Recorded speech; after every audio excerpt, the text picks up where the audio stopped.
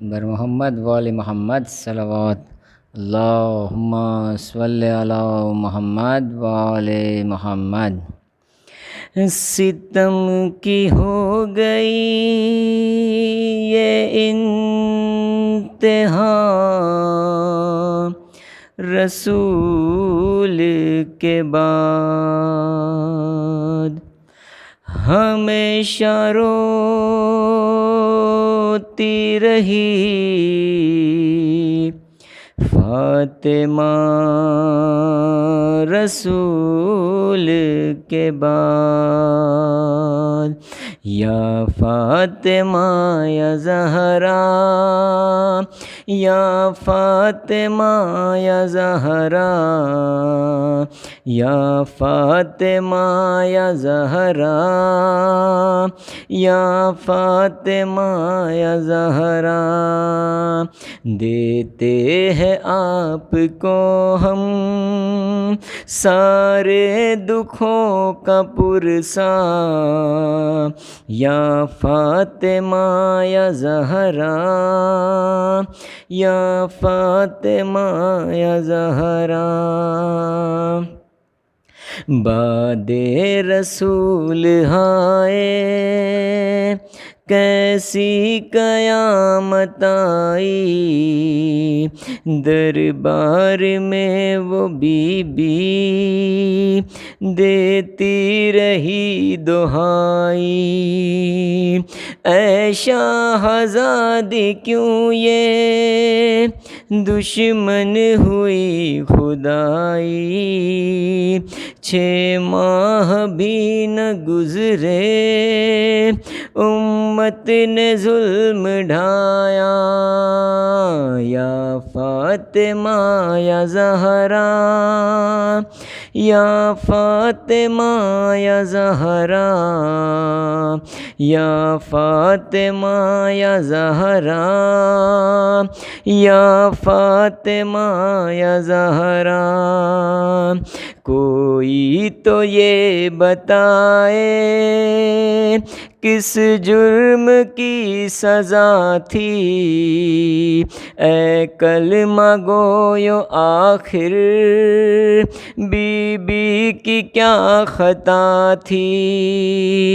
مظلومہ کے لبوں پر یہ کیسی التجا تھی، یا رب یہ سیدہ پر اب کیسا وقت آیا، یا فاطمہ یا زہرا، یا فاطمہ یا زہرا، یا فاطمہ یا زہرا، یا فاطمہ یا زہرا۔ محسن کو قتل کر کے وہ ڈھائی تھی قیامت، تھے اشک بار حیدر لرزی نبی کی تربت، اب اس سے بڑھ کے ہوگی نہ آپ پر مصیبت، پہلو پہ شاہزادی در آپ کا گرایا، یا فاطمہ یا زہرا، یا فاطمہ یا زہرا، یا فاطمہ یا زہرا، یا فاطمہ یا زہرا۔ رسی گلے میں باندھی اور لے گئے علی کو، کیسی نظر لگی ہے یہ گلشن نبی کو، ڈھالا ہے موت میں کیوں زہرا کی زندگی کو، زہرا کی زندگی میں ہر سمت ہے اندھیرا، یا فاطمہ فاطمہ یا زہرا یا فاطمہ یا زہرا یا فاطمہ یا زہرا یا فاطمہ یا زہرا زندہ رہی نہ بی بی یہ مشکلیں اٹھا کر رونے دیا نہ گھر میں کیسے تھے وہ ستمگر ہائے رسول زادی کیسا تھا یہ مقدر 18 ہی برس میں منہ موت کو دکھایا یا فاطمہ یا زہرا یا فاطمہ یا زہرا یا فاطمہ یا زہرا یا فاطمہ یا زہرا بی بی معاف کرنا یوں شرمسار ہے ہم اجڑی ہوئی لحد پر اب سوگوار ہے ہم اے جنت البقیہ ہاں غم گسار ہے ہم نہ شمع ہے لحد پر ہے قبر پر نہ سایہ یا فاطمہ یا زہرا یا فاطمہ یا زہرا یا فاطمہ یا زہرا یا فاطمہ یا زہرا اب انتقام زہرا لیں گے امام مہدی ہم ساتھ ہوں گے ان کے بن کر غلام مہدی دنیا بھی دیکھ لے گی آخر قیام مہدی اکبر کی اور ظفر کی یہی ہے اب تمنا یا فاطمہ یا زہرا یا فاطمہ یا زہرا یا فاطمہ یا زہرا یا فاطمہ یا زہرا نعرہ صلوات فاتحہ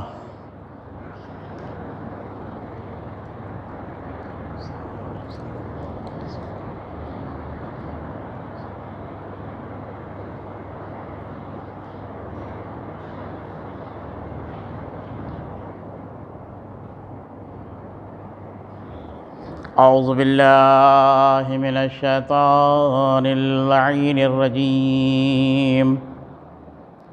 بسم اللہ الرحمن الرحیم الحمد للہ رب العالمین والصلاة والسلام علی اشرف الانبیاء والمرسلین سیدنا و مولانا ابی القاسم محمد اللہم صل علی محمد وآل محمد وآلہ الطیبین الطاہرین المعصومین المظلومین ولعنۃ اللہ علی اعدائہم اجمعین اما بعد فقد قال اللہ تعالی فی کتابہ المجید وهو قوله الصادقین وقوله الحق بسم اللہ الرحمن الرحیم والسابقون السابقون اولئک مقربون۔ قبل اس کے کہ میں آیے کریمہ کا ترجمہ کروں آپ حضرات سے بدست ادب گزارش ہے کہ ایک مرتبہ سورہ حمد اور 3 مرتبہ سورہ اخلاص کی تلاوت فرما کر جناب خدیجۃ الکبریٰ کی روح کو کی خدمت میں ہدیہ پیش کرنے کی گزارش ہے۔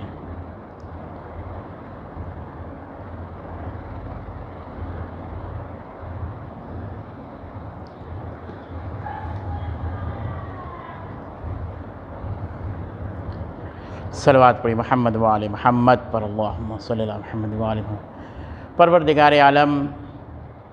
اپنی بابرکت کتاب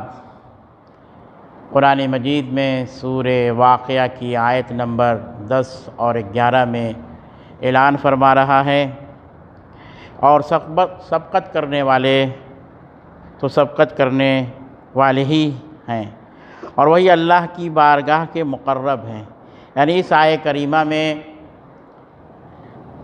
آپ دیکھیے کہ جو اللہ تعالیٰ کی سب سے قریب اور مقرب ہیں، جو لوگوں نے یہ کام انجام دیا ہے، اس آیت سے مراد جناب خدیجۃ الکبریٰ سلام اللہ علیہا ہیں۔ اگر دیکھا جائے تو انہوں نے ہر چیز میں دین کی راہ میں کس طریقے سے انہوں نے اپنی پوری دولت کو اللہ کی راہ میں خرچ کر دیا، مگر جناب خدیجۃ الکبریٰ کی زندگی میں اگر دیکھا جائے تو ان کی زندگی میں پیسہ مسئلہ نہیں ہے، اصل مقصد ہے کہ ان کی عقد کس کے ساتھ ہو، ان کی شادی کس کے ساتھ ہو۔ عرب کے مشہور خاندان والوں کی طرف سے بھی رشتہ آیا، اور بادشاہوں کا بھی رشتہ آیا، مصر سے بھی آیا، بحرین سے بھی آیا، یمن سے بھی آیا، مگر جناب خدیجۃ الکبریٰ کے لیے نے انکار کر دیا کہ رشتہ ہمارے لیے مناسب نہیں ہے۔ عرب کے سرداروں نے بھی بھیجا، 3 بڑے بڑے سردار جو عرب کے تھے، انہوں نے جناب خدیجہ کا عقد کے سلسلے میں، شادی کے سلسلے میں بھیجا، تو جناب خدیجہ نے ان کو بھی انکار کر دیا کہ ہمارے لائق نہیں ہیں۔ اصل مقصد اگر آپ دیکھیں بغور کے، اصل سلسلہ جو جناب خدیجۃ الکبریٰ کا عقد کا اتنے بڑے بڑے، کیونکہ جناب خدیجۃ الکبریٰ کے پاس جو 2 لوگ عقد بھیج رہے یعنی شادی کے لیے رشتہ بھیجے، وہ بھی مالدار تھے اور چاہتے تھے مالدار خاتون سے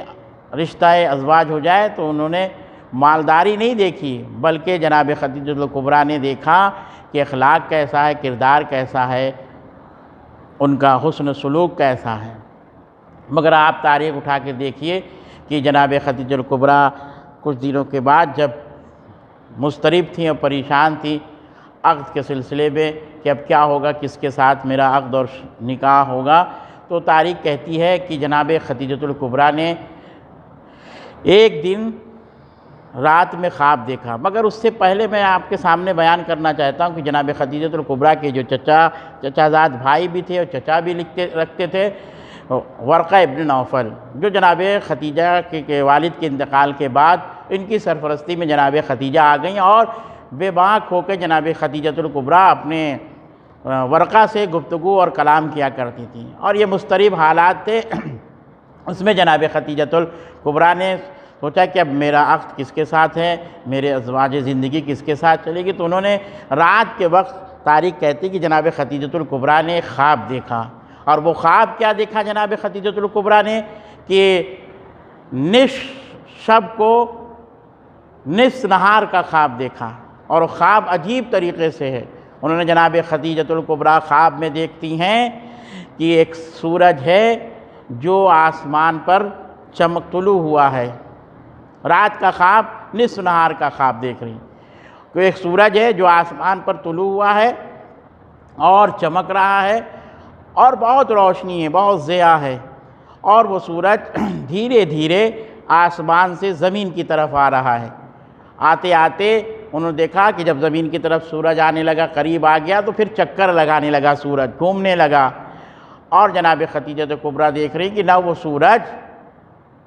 مکہ کی سرزمین یعنی نہ مکہ کی طرف بڑھا، اور نہ محلے بنی ہاشم کی طرف یعنی جہاں قریش لوگ رہتے تھے، جہاں جناب ابو طالب رہتے تھے، یہ شان یعنی یہ سورج نہ مکہ میں نہ خانہ کعبہ کی طرف پڑا جو پاک مقام تھا، اور نہ محمد کے گھر کی طرف، جناب ابو طالب کے گھر کی طرف، بلکہ یہ سورج ہماری گھر کے اندر داخل ہوا، اور جب گھر کے اندر داخل ہوا تو پورا کمرہ روشن ہو گیا اور جناب خدیجہ کی آنکھ کھل گئی۔ اب جناب خدیجہ نصف شب کی بات تھی، تو جیسی ہی صبح ہوئی فوراً جناب خدیجہ ورقہ ابن نوفل کے پاس گئیں اور کہا کہ یہ مسئلہ ہے اور میں نے رات کو وقت یہ خواب دیکھا نہیں۔ انہوں نے جیسے ہی سنا فوراً ارشاد فرمایا، ورقہ نے کہا کہ خدیجہ تمہارا گھر تا قیامت تک کے لوگوں اور انسانوں کے لیے مرکز نور بنے گا۔ اب جناب خدیجہ پروانے لگیں اور بیان کرنے لگیں۔ بہرحال نوفل نے کہا کہ اس کا مسئلہ پتہ تو کیسے چلے کہ یہ نور جو سورج ہمارے پاس آیا، ہمارے گھر کو روشن کیا، مرکز بنے گا تا قیامت تک۔ تو نوفل نے کہا مجھے توریت بھی یاد ہے، زبور بھی مجھے یاد ہے، انجیل بھی یاد ہے، اور بہت سے انبیاء کرام کے کلمات بھی مجھے یاد ہیں۔ میں تمہیں ایک چیز عطا کرتا ہوں، اور کہا کہ ایک پیالہ لایا گیا۔ اس میں انہوں نے جناب خدیجۃ الکبریٰ کے لیے انہوں نے پیالے میں پانی پھونکنے کی دعا پڑھا، اور پڑھنے کے بعد کہا کہ اس پانی سے تم رات میں سونے سے پہلے غسل کرنا، اور غسل کرنے کے بعد جناب خدیجہ سے کہا کہ اور ایک تعویذ لکھی جو انبیاء کی تعویذ تھی، کہا اس کو بال کے اندر رکھ کے تم سو جانا۔ اب جناب خدیجۃ الکبریٰ دوسرا خواب دیکھتی رات میں۔ انہوں نے عجب منظر دیکھا کہ آسمان کی طرف سے گھوڑے پر ایک انسان سوار ہے، اور اس کا چہرہ چاند کی طرح روشن و منور ہے، اور وہ زمین کی طرف آ رہا ہے، اور میں اسے پہچان نہیں پا رہی ہوں، اور میں دیکھ نہیں پا رہی ہوں کہ اتنی روشنی، اتنا نور ساتے ہے۔ اور اس کے بعد تاریخ کہتی ہے کہ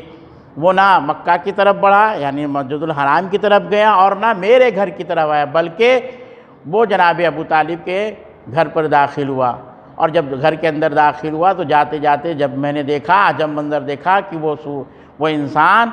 جو سورج چاند کی طرح مانند چمک رہا تھا، جس کا چہرہ، وہ فوراً تھوڑا سا پیچھے مڑ کے جب دیکھا تو میں سمجھ گئی کوئی اور نہیں بلکہ یہ عبداللہ کا یتیم حضرت محمد مصطفیٰ صلی اللہ علیہ وآلہ وسلم ہے۔ صلوات پڑھی محمد وآل محمد پر، اللہم صلی علی محمد وآل محمد۔ اب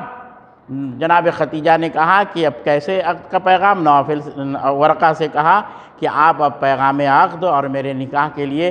آپ وہاں تک اطلاع دی۔ تو پیغمبر اسلام کو جناب خدیجۃ الکبریٰ نے بلایا اپنے مال کی تجارت کے لیے، اور تجارت کے لیے آج دنیا کہتی کہ پیغمبر خدیجہ کی یہاں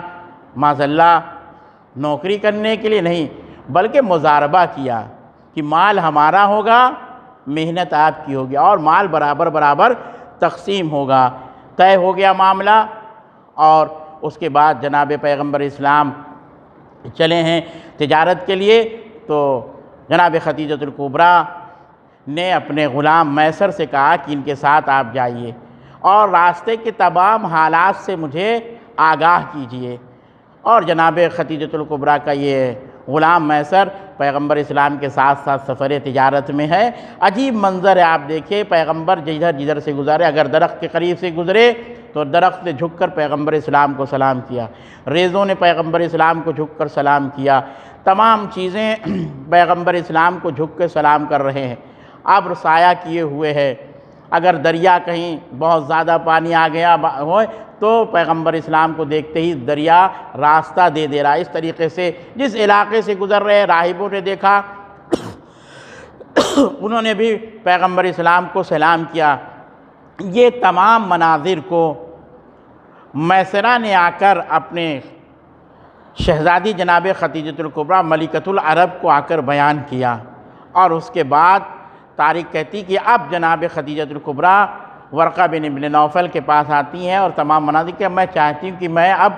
عقد کا انتظام آپ میرے لیے رشتہ تلاش کیجیے، اور عرب میں کون، میں مکہ سے باہر نہیں جانا چاہتی ہوں، آپ یہیں میرا رشتہ طے کیجئے، یہیں دیکھیے کہاں بڑے بڑے رشتے آئے اور تمہارے لیے وہ مناسب رشتے نہیں جو تم نے انکار کر دیا۔ کہا کہ آپ کوئی ایسا گھر تلاش کیجئے۔ تو جناب ورقہ نے کہا کہ اگر ایک خاندان ہے جہاں تم عقد کرنا چاہتی تو میں پیغام بھیجوں۔ وہ گھر کون سا گھر ہے؟ جناب ابو طالب کا گھر۔ عبداللہ کا یتیم کے ساتھ جناب خدیجہ تیار ہوتی ہیں، اور اس کے بعد جناب خدیجہ کا کچھ عیوب ہو تو بیان کیجئے، کوئی چیز ہو تو بیان کیجئے، مگر اللہ سلام اس آمینہ کے لال پر کہ جس کے ہاں عیوب کہاں پائے جاتے ہیں، جس کا چہرہ اس طریقے سے چمک رہا ہو چاند کے مانند، جس کی اچھائیاں اور اخلاق اور خوبیاں اس طریقے سے تھیں کہ آج پورے عرب میں مشہور تھی صداقت صدق۔ اس کے بعد جناب خدیجۃ الکبریٰ کا عقد ہوا، مگر اب یہ زندگی کس طریقے سے جناب خدیجہ نے عقد کے بعد اپنی پوری دولت اسلام کی راہ میں خرچ کر دی۔ آج دنیا غور و فکر کرے کہ جو ملکۃ العرب جس کے یہاں اتنا مال و ثروت دولت، مگر عقد کے وقت اگر آپ بغور مطالعہ کر کے دیکھیں کہ جناب خدیجۃ الکبریٰ کے یہاں 1000 کنیزیں تھیں جنہوں نے عقد کے وقت بہترین لباس پہنے تھے، معمولی لباس نہیں بلکہ تاریخ نے لکھا ہے حریر کے لباس، ان کے ہر بالوں میں موتیاں پرے ہوئی گئی تھیں کنیزوں کے، ایسے ثروت مند جناب خدیجہ، مگر جب پیغمبر اسلام کے ہاں تشریف لائی ہیں تو ان کی پوری زندگی کا آپ مطالعہ کر کے دیکھ سکتے ہیں کہ جناب خدیجۃ الکبریٰ کی زندگی کس طریقے سے ہے اور کس طریقے سے گزار رہی ہے۔ پوری دولت اسلام کے راہ میں جناب خدیجہ نے خرچ کر دی، اور آج کوئی نہیں بیان کرتا کہ جناب خدیجۃ الکبریٰ کی جو دولت تقسیم ہوئی کہاں گئی، کہاں خرچ کیا، بلکہ پتہ یہ لگا کہ جناب خدیجۃ الکبریٰ نے جو اپنی جو صدقات، جو خیرات، جو اسلام کی راہ میں خرچ کیا، اس دولت کا کوئی حساب کتاب نہیں دے سکتا، کیونکہ جو کام خدیجہ کبریٰ نے کیا وہ للہ، اللہ کے لیے صرف کام انجام دیا، یعنی ایسا صدقہ کیا، ایسا خیرات کیا جناب خدیجۃ الکبریٰ نے کہ ایک کو دیا تو دوسرے کو پتہ تک نہ چلا۔ صلوات پڑھیے محمد و آل محمد پر۔ ایسا خیرات جناب خدیجہ سلام اللہ علیہ نے کیا کہ کسی تک انسان کے تک کو اطلاع اور خبر نہیں ملی۔ عزیزو، ہمیں غور و فکر کرنا چاہیے کہ ہمیں اس طریقے سے خدیجہ کی سیرت کو بھی سمجھنا چاہیے۔ اور اس کے بعد تاریخ کہتی ہے کہ اس کے بعد کچھ دنوں کے بعد، یعنی 10 سال کے بعد، وہ مقام آیا کہ